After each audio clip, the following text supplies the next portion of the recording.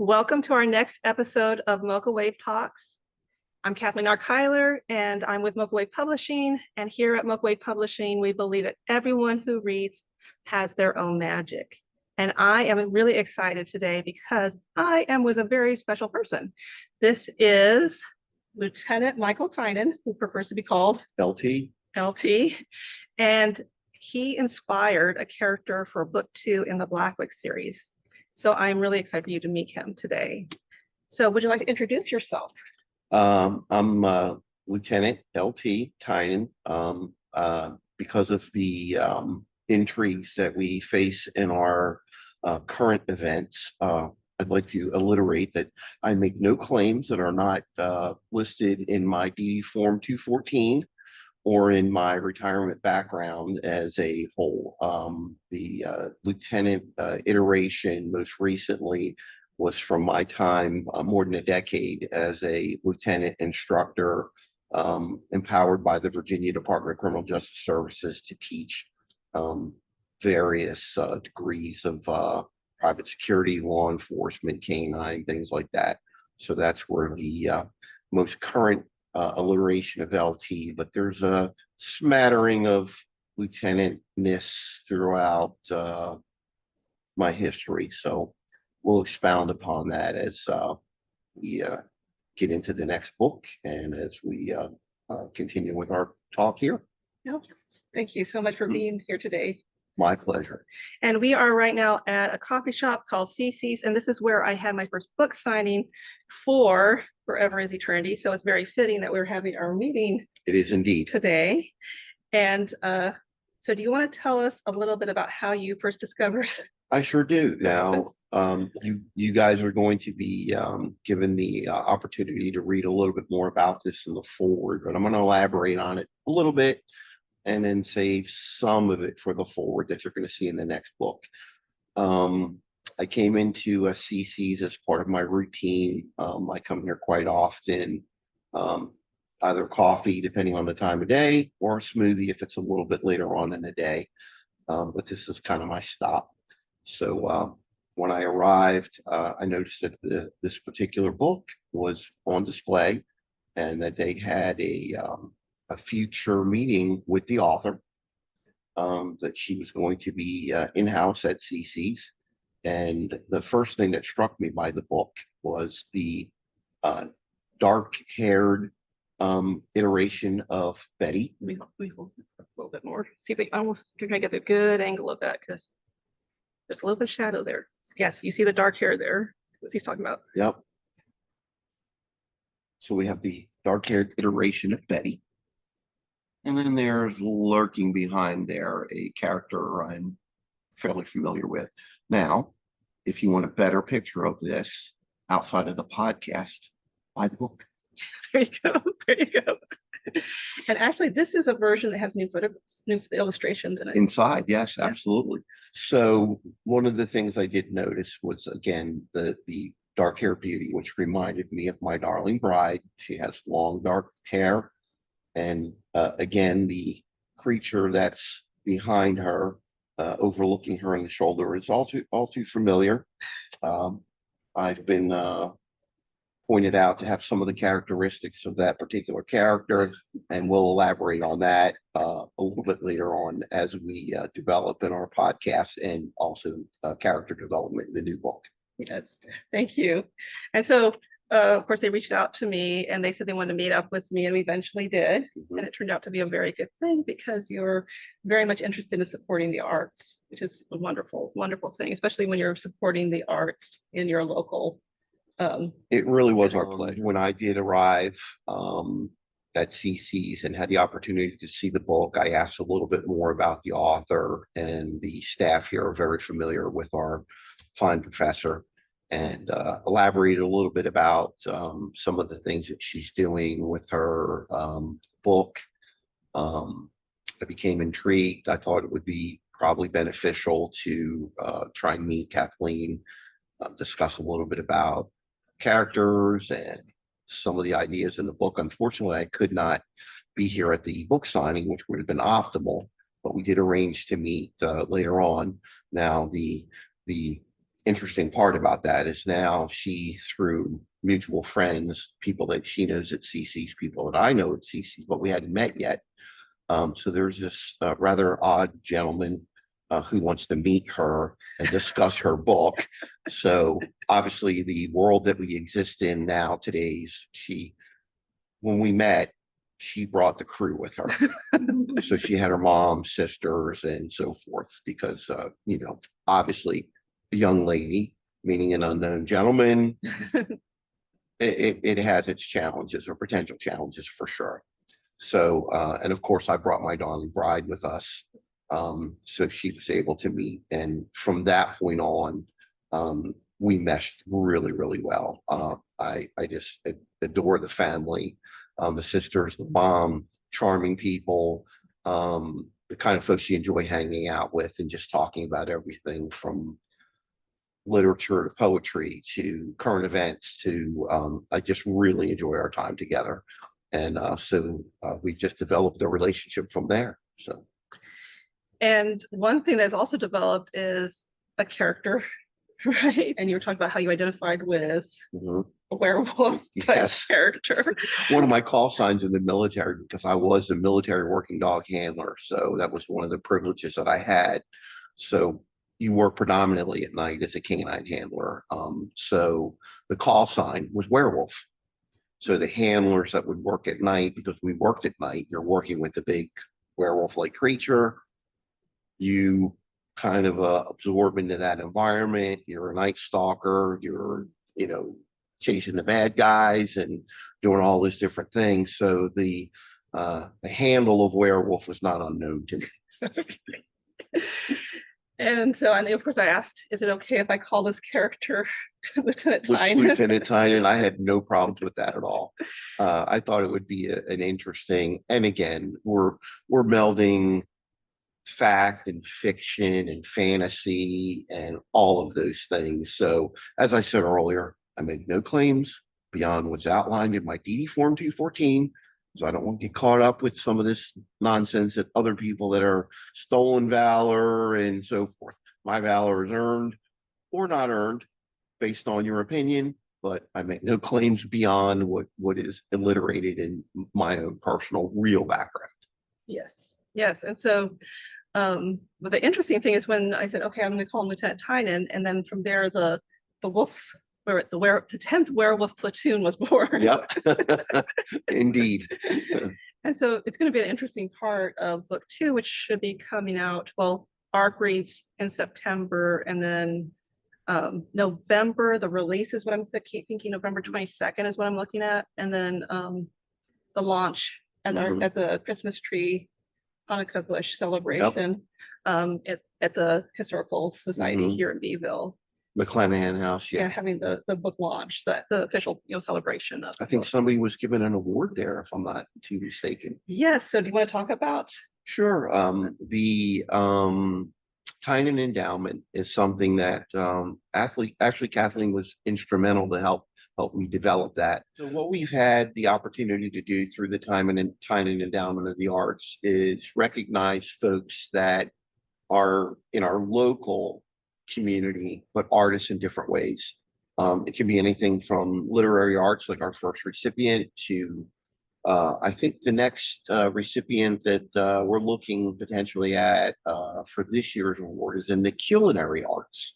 And then she also has a secondary connection in the arts of photography, things like that. So it's going to be something that we're going to build a little army of like-minded people. So as each recipient now joins the cast, they're going to help us to expand on new recipients and grow our kind of like a little army of people that are interested in local arts, supporting local arts, encouragement. And that's really the ultimate goal of the endowment. So I'm just finishing writing this book too, right? And so I've only talked to you a little bit about it. So do you have any questions for me about the character that I feel? I can't wait to meet him. I know he's my namesake. One thing that you and I had discussed, and I wanted to share it with the people that are viewing, the illustrations that have been captured of the lieutenant in various different circumstances, absolutely very well done for someone that's never met me directly in person and only going by. But again, you're a gifted artist, so your descriptions, your alliterations of who I am to these folks, I think they've captured it very well. The So Jolene speakers. Yes. Jolene. Yeah. She's a great. Very, very amazing capturing the essence of who I think the good lieutenant's going to be, or the bad lieutenant, depending on what part of the book you're reading. So that's true. So I think antiheroes are usually, people can identify with antiheroes, sure, right? They like the antiheroes. So, the lieutenant, I feel like when I started writing it just started coming to life, right? And all I had to see was that military uniform on a werewolf. And I was like, okay, this is going to be interesting. So you're going to see him, and he's going to be kind of a little bit grizzled, you know, like experienced sort of werewolf, lost his, kind of like typical in Anglo-Saxon poetry, right? Where you've lost your the great sagas of losing your way and then finding your way back to honor and glory. Yes. And so and then of course, when you're looking for a leader, because you need to have someone that you're following if you're, you know, in the military type mindset. And so finding out who am I going to follow? And of course, he has a dog. He does. And the dog's named Skender. Yeah. I don't know if I told you that yet. I'm finding out right now. Okay. So we're learning it together. And so Skender also has his own little personality. So he kind of mirrors some of the conscience or whatever that the lieutenant will be experiencing. Well, there's the picture of the lieutenant that's going to be, I don't know if I don't want to give too much away, but you're gonna have to look at the forward of the next book. But there's a lot of essence of that relationship between the lieutenant and his canine companion. I have 2 working dogs that I'm working with in training, and part of the family and companions and so forth. So when I see the lieutenant in the illustration, that's going to be connected in the forward. And again, I'm being careful not to give away too much because I want you to see it for yourself because it's so well done. But seeing that element and really seeing myself sitting there in that, I mean, clearly I can see that would definitely be me under those circumstances, you know. Right now with the illustrations, right now we're in the process of selecting those illustrations. And so now I think the current edition that I'm looking at right now, it has like 3 different pictures, 3 or 4 different pictures of the lieutenant. There's one that's a forward, and there's going to be, of course, some in his different incarnations, right? He's going to be a werewolf, and then the human form of the lieutenant. And it's going to be interesting. Indeed. There's a lot in book 2. It's a lot about people finding their way. I think that's a good theme for it. Even Betty is kind of like, am I ready for this new role? Right. And why are my powers not working? Yes. Right. And so she's trying to, and then very tempted to go along with. There's a new faction in book 2. So we have the accusers and the intercessors. Now we also have the epilogues.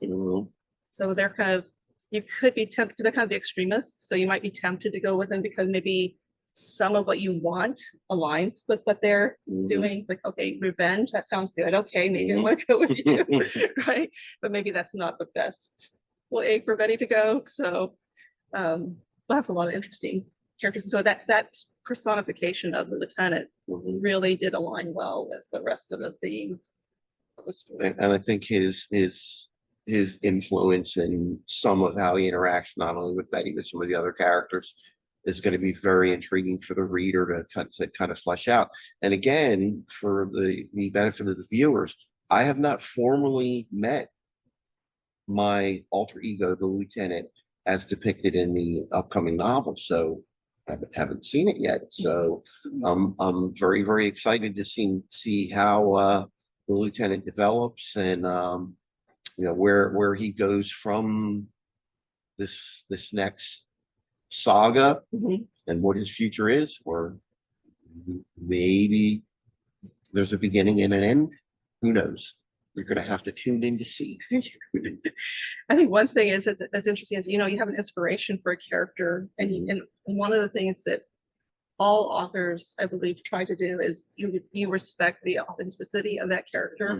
And sometimes they'll tell you what they're supposed to do. I've taken great pains to try to make sure that everything in there is something that. Well, you said some of the beta readers' feedback has been pretty strong about him as a character, Yes. and yeah.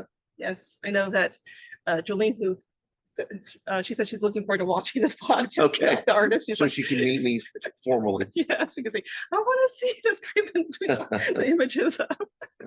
So I think one thing that we've talked about in our discussions is how, like, we talk about the target audience. Like, the target audience is probably a young girl, right? Maybe in her late teens to early adulthood. Although other people can enjoy it. Most definitely. Right. The one thing that I noticed and again, we're as Betty does, move through time and space and kind of back around, and then the beginning almost becomes the end.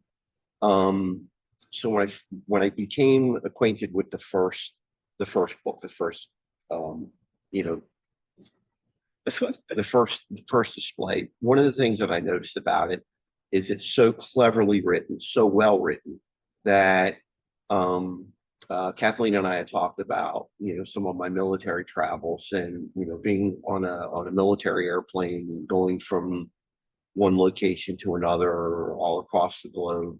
And you see this big, burly special operations guy, you know, people that I had worked with in the past. And you notice that they would have a book, but the cover would be torn off. And the reason they would do that is because some of these big monstrous individuals who are war fighters and true patriots, true heroes, you know, people that I even admired, even with my background. These are folks that I looked up to and held in high esteem.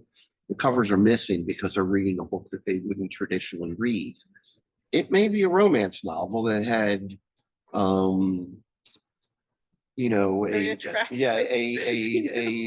Fabio on the cover, and they didn't want everybody else in the airplane or while they're, you know, in theater, knowing that they were reading a romance novel. Now, you know, as you give them the business for it a little bit, but then you realize that, you know, they're reading a romance novel because it's escapism. It gives them the opportunity to separate from maybe some of the challenges that you face in theater in different operations.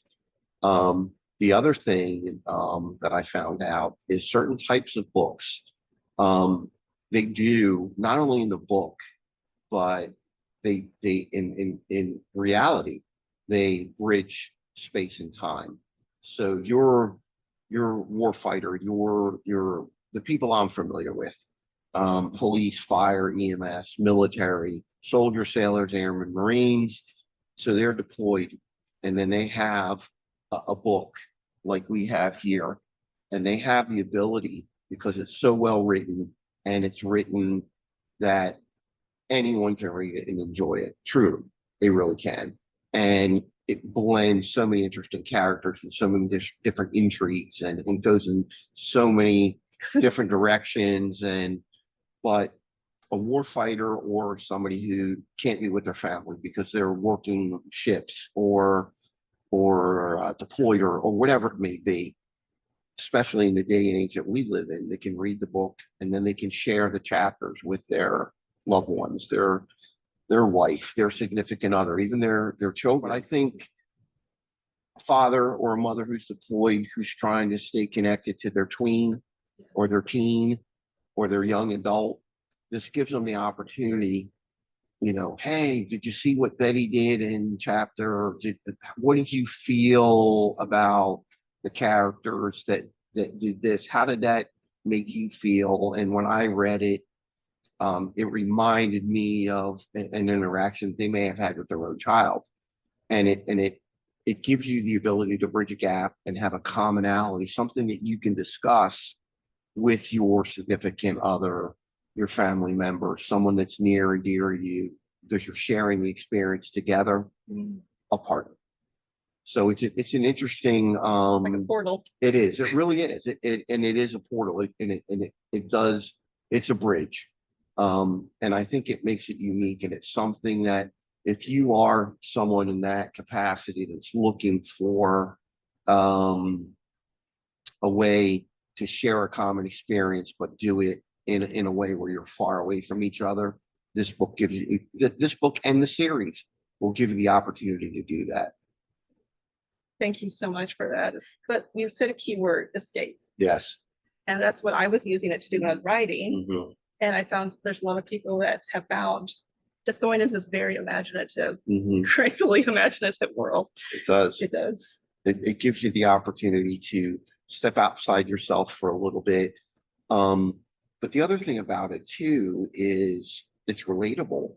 A lot of people can relate to Betty. That's one thing that really touched me is I was talking to someone on TikTok, Mhm. book talker, and I did not know she's gonna like this book. I Sure. thought she likes books where there's a really tough, Mhm, like mhm. really blade that's gonna go in there and beat up the bad guys, Mhm. But I don't know if she's gonna like Betty. But then she told me her story. Mhm. She was someone who had a very rough bringing up, Yep. and books were her escape. Mhm. And so Betty was like, Work out perfectly for her, you know. she's like, "Bing, I feel like I'm in that." And I do story. think that there are going to be a lot of folks out there that can relate to Betty, or and not to try and magnify my own character, but I mean even the lieutenant. I mean, people may be able to find a relatable connection to just a lieutenant and go, you know what, I can relate to that. I can kind of see where he's coming from, and maybe someone can you know, align with that character a little bit more significantly, or just differently. So I just think there's a lot to offer here, and I'm more classical literature. I really am. Those are the things I'm more attracted to. But I think the clever way that the good professor has woven in elements of classic literature, things that we are all familiar with, things that we've grown up with, or maybe things you're not familiar with, but because you connect through her rendition of things that you may go, well, you know, I want to know, a little bit more about Rudyard Kipling. Who is that? What? How does that, or Sir Arthur Conan Doyle? How does that? Wow, Betty interacted with these individuals and characters, and now I want to go explore that. And now you're expanding your own horizons in many different ways, and starting to look at things. Experiences with the Khyber Pass and the veterans who've experienced Afghanistan and some of the stuff. There was a book. Um, Rudyard Kipling wrote the Khyber Pass, and the book was put there, and it was a hard copy, and it was left in theater, as far as I know. Who knows it? I don't know if it did stay there, or if it didn't. I don't know, but um, the reader would read it, and it would go from soldier to sailor to airman, marine, whoever was there, and the book would be passed, and they would write their own little I'm in Afghanistan experiencing this and the Khyber Pass and what I thought, and in the margins and different parts of the book or different chapters even that they would elaborate on for their own learned experience. I can see this book ending up in some type of configuration where it is passed on, from one patriot, one war fighter to another. And, this helped me to escape a little bit, but it also helped me to bridge a gap with my loved ones back home. And it helped me to be able to keep connected with them because I could share the chapters and experiences with my friends and family back home. So it's very interesting that there's a lot there. It's very interesting that you mentioned the marginalia, because there's a new place that they travel to in book 2 called the marginalia. Mhm. It has to do with Mhm. exactly what you mentioned. So it's kind of interesting how it all kind of fits together. It magic is there. It is. Magic is there. It is. So thank you so much for joining me today. It's been a pleasure to have you here, and I'm so excited for people to meet you in the book, your character in the book. And of course, thank you for joining me. Absolutely. And just remember, werewolves aren't necessarily real. Or are they?